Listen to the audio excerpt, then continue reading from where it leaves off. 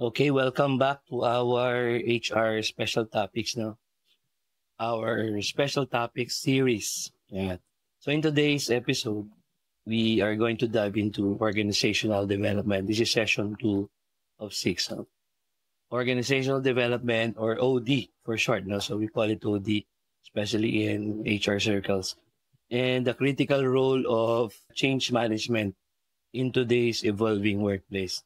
Ito napaka-importante kasi we all know that, well, even as far back as we can remember from ancient times, we have always said that change is inevitable. The only permanent thing in this universe, or this cosmos, is change. No, so we always have to undergo changes, particularly in this VUCA world that we're in. No, we've always mentioned that, and so there are many changes that are happening, and managing change would be very critical, no, for our organization.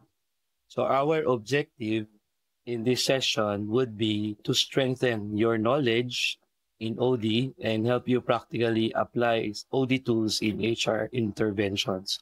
So we will talk about the fundamentals of organizational development, number one, and number two, driving the change in the workplace.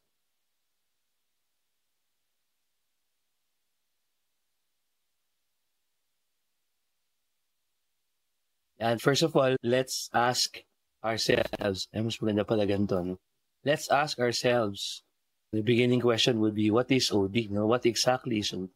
So organizational development is a systematic approach to improving organizational effectiveness built on behavioral science. Yeah, so that's the reason why some companies would rather hire people who graduated from psychology, no? Although I've always maintained before, up until now, that it's not a complete idea, no? So kung behavior lang titingnan natin, because there's a lot more than just behavior in HR. No? Yeah. But at least we know that it's grounded on behavioral science. But it's not just about focusing on restructuring the org charts.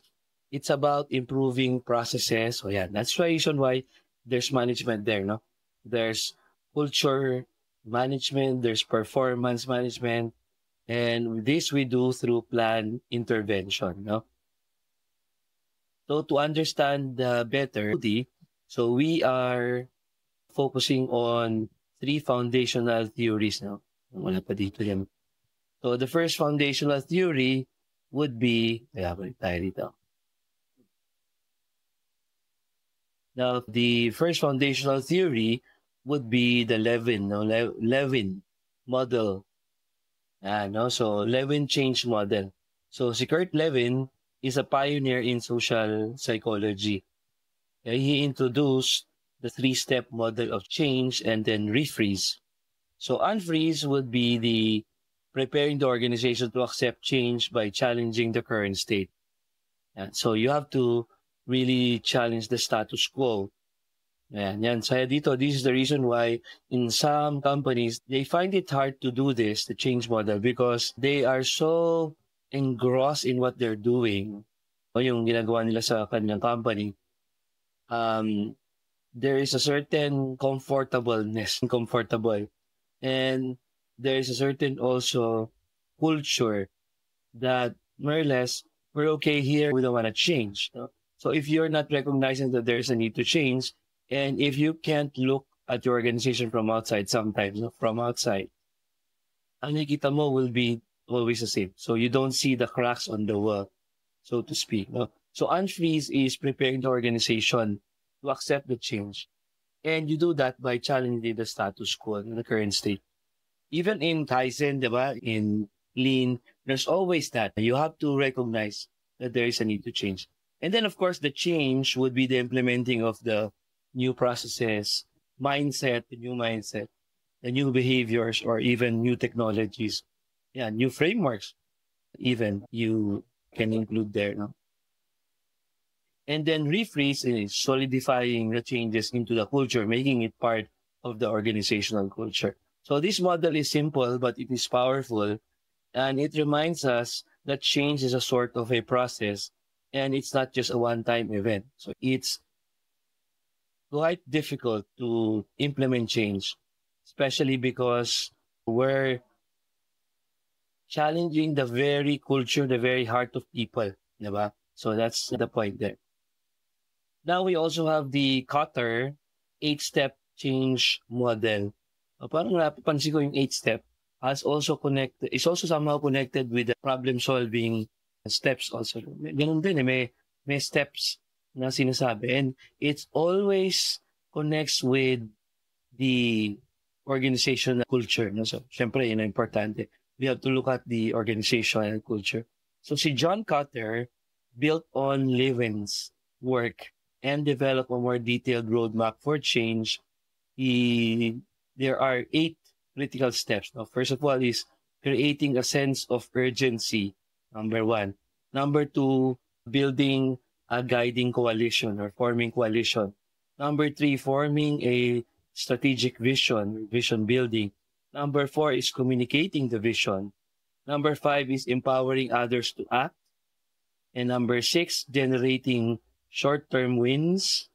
Number 7, sustaining acceleration.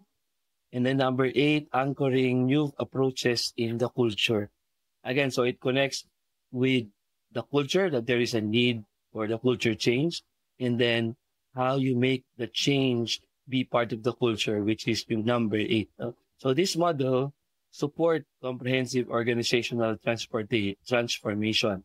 Si Kotter's model, ideal ito for leading large-scale transformation, no?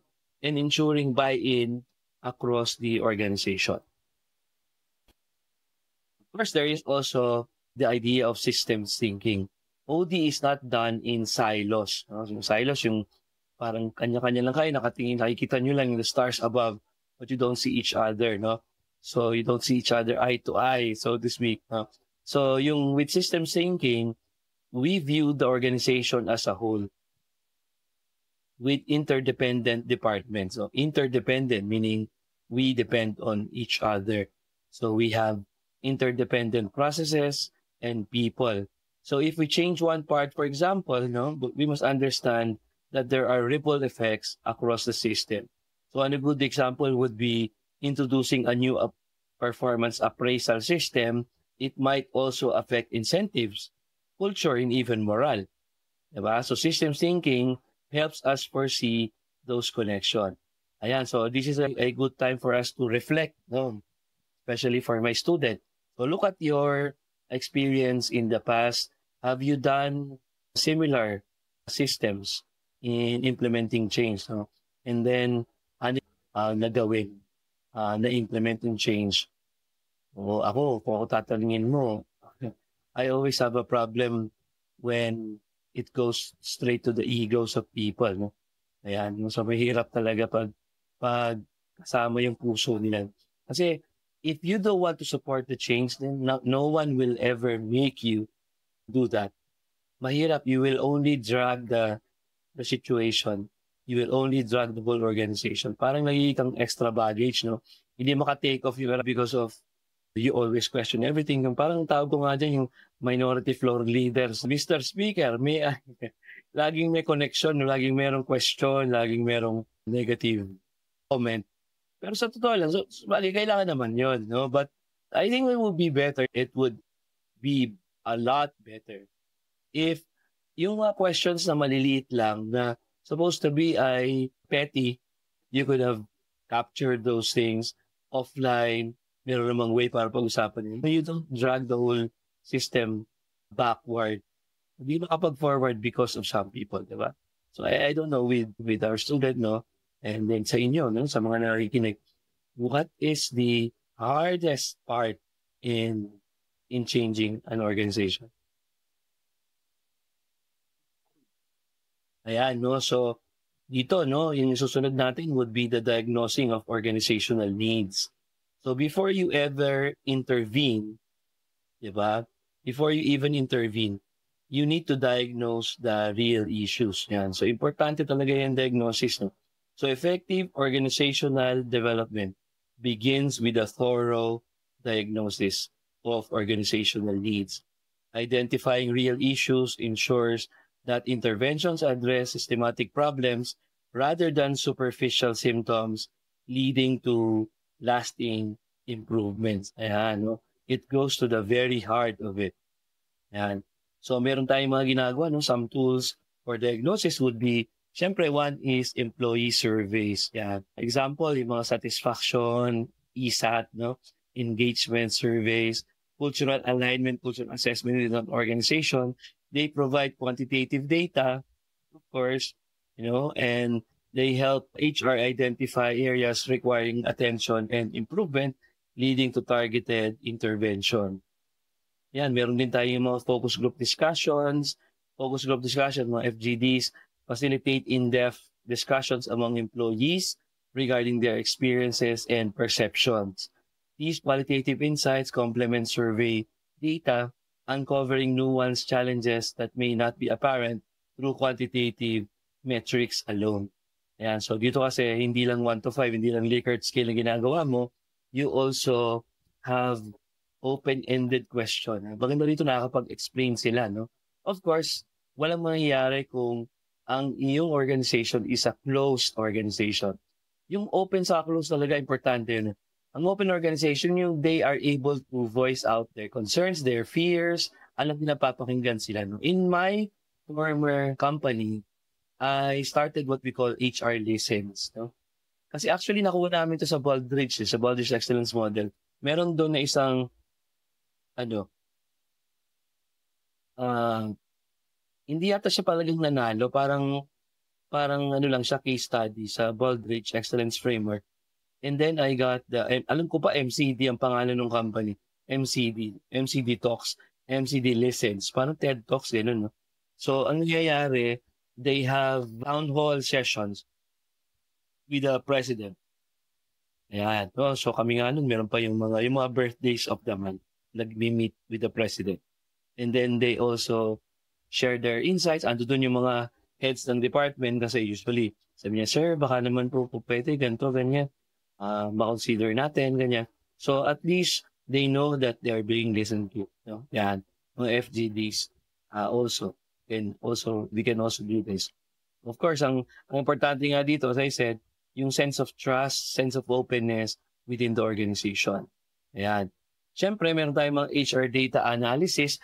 Ang dami na ngayon dito. In fact, one certain company that I know of, ang tanong niya, first, pwede ka pang ma-hire na mag-analyze sa mga data namin kasi ang dami naming data. Hindi tayo ma-analyze. Ayan, yung company ko, ginagawa yan. No? Kami, nagdi-data analytics kami. Small data, big data, mining. Ay, nako. Ang dami talaga niyan. At magugulat kapag kinonect mo yun, no? Kinorelate mo yung mga data. Doon makikita na, connected pala mga turnover rates, absenteeism, training ROI, performance gaps. Ang daming data if you will look at it. Tapos connected pa siya sa ESAT.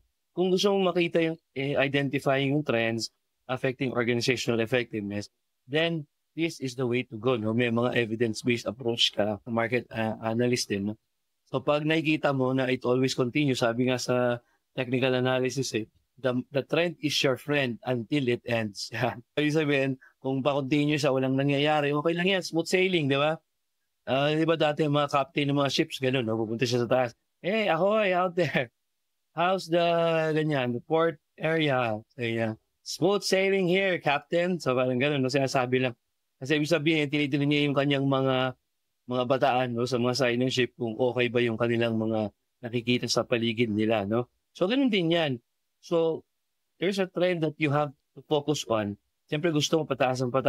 Pero pag nakita mo bigla nagkakaroon ng shift ng moral, then saka mo siya i-analyze. Ano nangyari? Bakit? What happened? Ano yung naging issue nila? Di ba? So, ayan po. Okay, another is always, ito important talaga because ang SWOT has always been strategically aligned. We've always looked at our internal strengths and weaknesses and then tingnan natin yung opportunities and threats naman outside, no? Itong strategic tools na to, especially within HR, no? Itong mga strategic tools na to would aid in diagnosing the organizational needs by framing challenges and opportunities in a structured manner, guiding proactive intervention. No? Meron pa tayong mga tinatawag dito na yung area of offense, no? Yung S plus O, no? Yung utilizing your strength in order to take part or more or less do something with the opportunities. O kaya naman, strength plus threat. Okay, may strength ka pero may threat, no? So area of defense. You defend your strength with the threats that are outside. Weakness plus opportunities, so area of revision. You have to revise something within your internal perspective para makapag-participate ka sa mga nakikita opportunities. And then finally, the area of survival, yung weakness plus threat. Kaya hindi siya ganun kasimple. If you look at it, these are specific tools that we can do in order to more or less be proactive in intervening. So remember, ang key reminder dito, OD begins with asking the right questions. Ngayon, di ba, my dear student, no, do you agree with that? That OD begins with asking the right questions. Not just delivering yung mga pre-made solution, yung mga canned solution na binigay sa atin ng mga consultants natin. Actually, walang ibang mas makakatulong talaga, no, sa company natin kundi tayong nasa loob na talaga. Diba? Yun talaga yun. No? Yan. Part 2 would be driving change in the workplace. So organizational change only works when people embrace it. Ayan, totoo yan, no? Ayan, so sa slide na to, ang maganda siguro ng insight dito would be, nangyari na ba sa inyo, sa iyong company, na the people were not ready to embrace it? Anong ginawa ninyo pag meron kayong ina-enact na change, or when you're trying to do something, implement a change, and then they're not ready to embrace it? Or talagang they are really extra outraged by the change, ayan, no? And they're not really embracing it at all. So where do you go there? Do you side with the employees and say to the management, sir, I think we should reconsider this, or you should just push it down their throats and say, you have no choice. You either accept this or you get fired. Just leave the company. Yeah. No? So let's now talk about how to lead change initiatives effectively. So yeah, no? So leading change with employee involvement. Yan, tayo naniniwala with this, no? In fact, in Toyota, sa TPS, pillars would be, aside from Kaizen, is respect for people. If you look at respect for people, parang akala ko dati parang, oh wow, HR. Actually, hindi siya talaga HR. Yes, it looks like it's HR, pero it is actually the idea that no one can actually implement the change. No one can actually make the company better or make the workplace better, Gemba better than the employees themselves. Sila yung nakakakita eh. Sila yung mas merong eyesight, eye view. Meron silang view doon sa problem. So, respect for people means involving them, engaging them. Yan. So, we have to involve employees early. No? Maaga pa lang. People are more likely to support when they are the ones helping to create. Ayan, ito na yung mindset ngayon. No? So when we involve employees early in change initiatives, it supports, it helps them have some sort of a buy-in. So when team members participate in creating change, they feel a great sense of ownership, leading to sustained engagement and commitment to the new direction. Ayan. So they are more likely to support when they are part of the change mechanism. So yan. So dapat mag-create din tayo ng tinatawag natin na champion network, yung identify influencers in your team who can support and communicate change. Ayan, ginagawa nyo rin po ba yan sa inyong company? Yung nag-create kayo ng champions, no? Champion for this, champion for that. Yan, no? And then also the role of transparent communication. Keeping people informed throughout the process. In our space, hindi nga na sila informed kasi dapat nga kasama sila doon. No? They have to be involved in the process. When you do transparent communication, it is essential in managing change. Keeping employees informed throughout the change process builds trust and reduces anxiety. Kasi alam nila kung nasaan na sila, di ba? Saan sila papunta?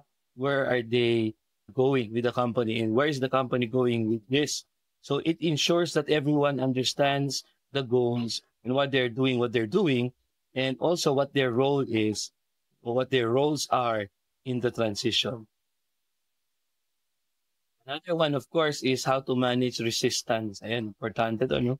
How do you listen to concerns, provide reassurance, and then train where needed?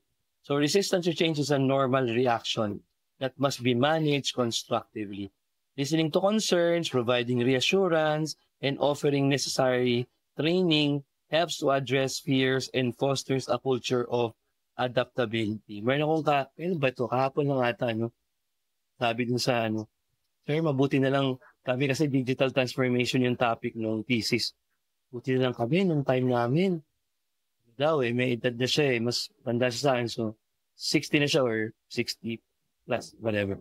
Nasa generation ako kasi 1990s lumabas ang internet, no?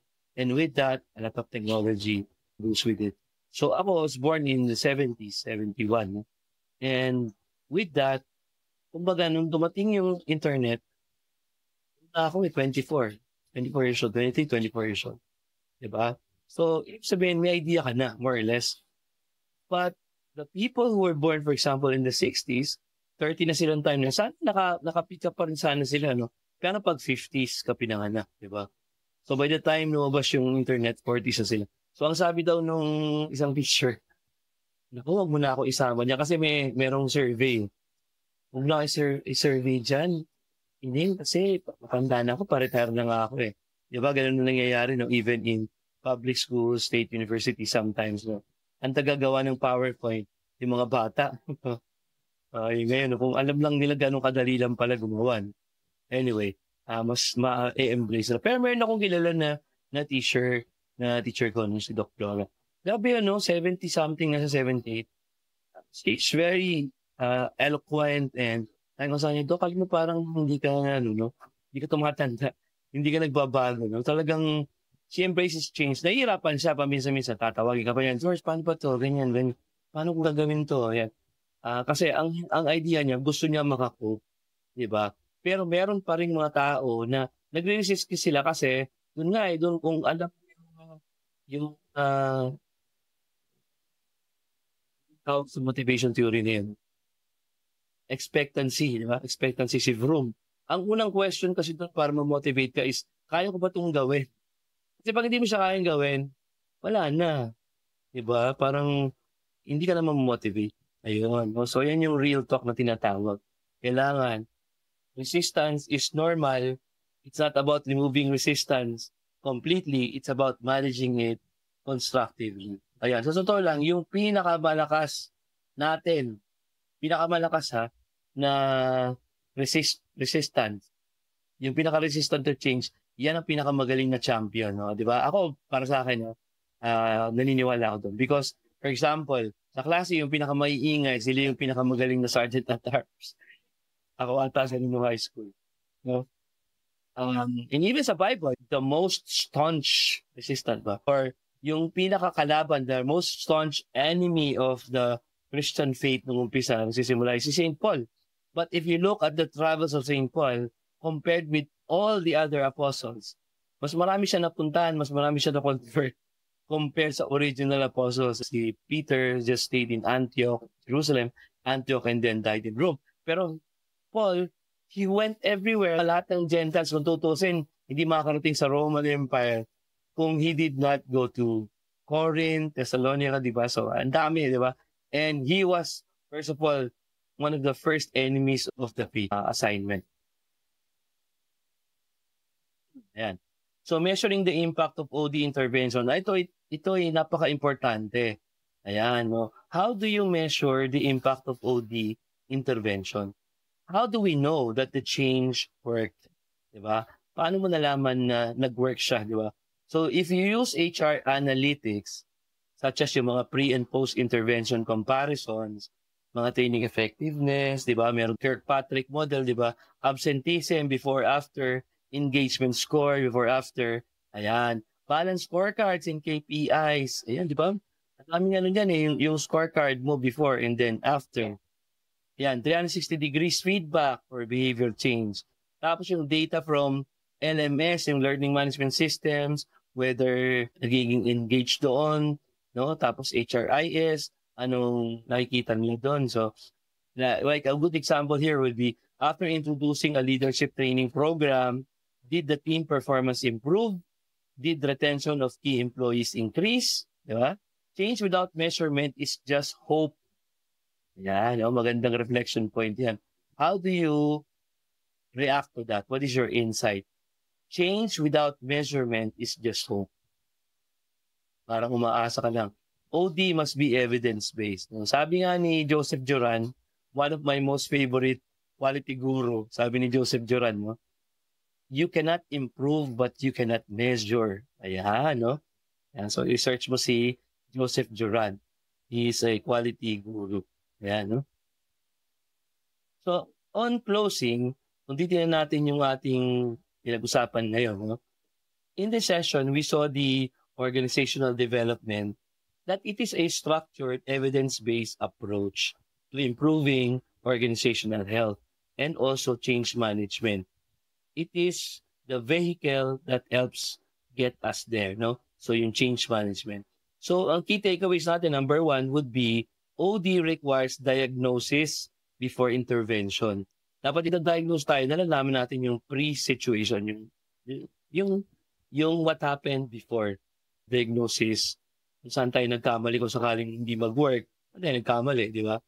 Tapos, number two, si Levin, Cotter, and systems thinking, they provide us clear models to guide transformation. Number three, engaging employees is essential to making change sustainable. Sa investors in people nga, hindi lang basta engagement, involvement, empowerment, involvement. Imagine mo kung tinetrain mo siya, hindi naman siya empower, di ba? Meron siyang leadership skills, hindi naman siya aligned sa organization. So we really have to engage them and involve them. And then finally, to use HR data, yan, yung talagang real data, to monitor the impact and adjust as needed. Ayan po. So that's our session for this week. So next session, we will explore talent acquisition and recruitment strategies. We will examine there how to modernize recruitment using competency frameworks and analytics. So dun sa ating student ng ating ETF, no? So please comment. You got to know what they did, or sa tingin mo, what should they do, or in your case, kung mangyari yun, what would you have done, di ba, in order to solve the issue. Ayan, no? So thanks for tuning in. Until next time. Okay, pag hindi pa kayo nakasubscribe, please subscribe, because we have actually so many things that we are sharing here. Cast, this will be part of a podcast now. No? So we have a podcast that's not here in YouTube, but yeah, we share sa HR notes, tapos financial management, investment, operations management, so many things, no? So please help us grow this channel so that we can reach more and more people. Yan. So keep building better organizations through thoughtful change. Sabi nga sa investors and people, no, very much love that mindset, no, yung sinasabi lagi, no. Good people make great companies. So if you are a person who wants to really make good your stay in your company, you want to impact change, then be sure that you will be able to produce more and more good people in your company. Because if you do that, then the company will be great. That's all. Thank you very much, guys.